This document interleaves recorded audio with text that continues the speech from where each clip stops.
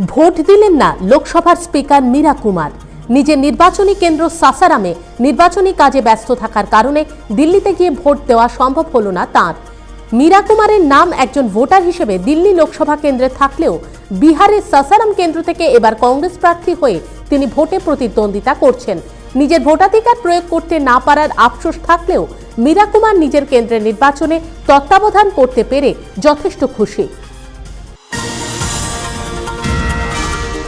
বহিষ্কৃত নেতা যশবন্ত সিং এর ছেলে মানবেন্দ্র সিংকে এবার দলের জাতীয় কর্মসমিতি থেকে ছেঁটে ফেলার সিদ্ধান্ত নিল ভারতীয় জনতা পার্টি। বৃহস্পতিবারই জাতীয় কর্মসমিতির এক বিশেষ মিটিংয়ে সর্বসম্মতিক্রমে ওই সিদ্ধান্ত নেন বিজেপির সর্বভারতীয় সভাপতি রাজনাথ সিং।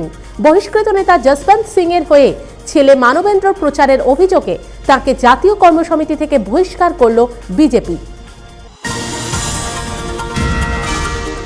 কেন্দ্রীয় মন্ত্রী বেনি প্রসাদ ভার্মাকে এবার শো কজ নোটিশ পাঠালো কেন্দ্রীয় নির্বাচন কমিশন। সম্প্রতি বেনি প্রসাদ বিজেপির প্রধানমন্ত্রী পদপ্রার্থী নরেন্দ্র মোদী সম্পর্কে দেশের সবচেয়ে বড় গুন্ডা বলে মন্তব্য করেছিলেন। তার ওই মন্তব্যই নির্বাচনী আচরণবিধি ভঙ্গ করেছে বলে মনে করছে নির্বাচন কমিশন। বুন্দেলখণ্ড নামে পৃথক রাজ্য তৈরির প্রতিশ্রুতি দিলেন বিজেপি নেত্রী উমা ভারতী। ঝাঁসির একটি নির্বাচনী জনসভায় বক্তৃতা রাখার সময় তিনি বলেন, তার দল কেন্দ্রে ক্ষমতায় এলে বছর তিনেকের মধ্যেই তিনি পৃথক বুন্দেলখণ্ড গড়ে দেবেন। সেই সঙ্গে রাম মন্দির ইস্যুটিকে পুনর্বার উজ্জীবিত করে উমা বলেন, অন্তত তাঁর জীবদ্দশায় রাম মন্দির আবারও তৈরি হবে। ব্রিটেনে তৈরি হলো এঁটো খাবারের রেস্তোরাঁ। সেদেশের লিডস শহরে গড়ে ওঠা the Real junk food project নামের ওই রেস্তোরাঁটির বৈশিষ্ট্য হলো সেখানকার সমস্ত খাবার তৈরি হয় শহরের অন্যান্য রেস্তোরাঁর বেঁচে যাওয়া অবশিষ্ট খাবার দিয়ে। আরও মজার বিষয় এটাই, এখানকার খদ্দেররা খাওয়ার শেষে যে যার নিজের সামর্থ্য অনুযায়ী বিল পেমেন্ট করেন।